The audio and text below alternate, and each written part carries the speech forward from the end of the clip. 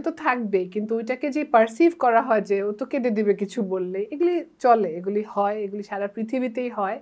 আমিও অনেক come across করেছি in the all three worlds that have worked in. Fashion design বলেন, advertising বলেন, ব্র্যান্ড কমিউনিকেশন বলেন, সবখানে পেয়েছি। কিন্তু আবার মেয়েদেরকে এমন কঠিন জবাব দিতে দেখেছি যে দানটা ঘুরে যায়।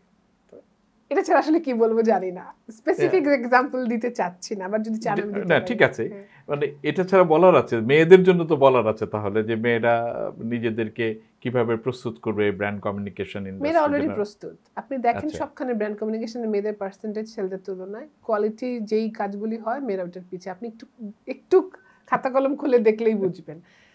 আমাদের মেয়েরা অলরেডি প্রস্তুত, আমাদের মেয়েরা আপনি রাস্তাঘাটে হাঁটলেই বুঝবেন। আপনি যদি আজকে নিউট্রালি একটা গুলশান মোড়ে দাঁড়ান বা একটা ইউনিভার্সিটি এলাকায় যান, আপনি মেয়েদের বডি ল্যাঙ্গুয়েজ দেখবেন।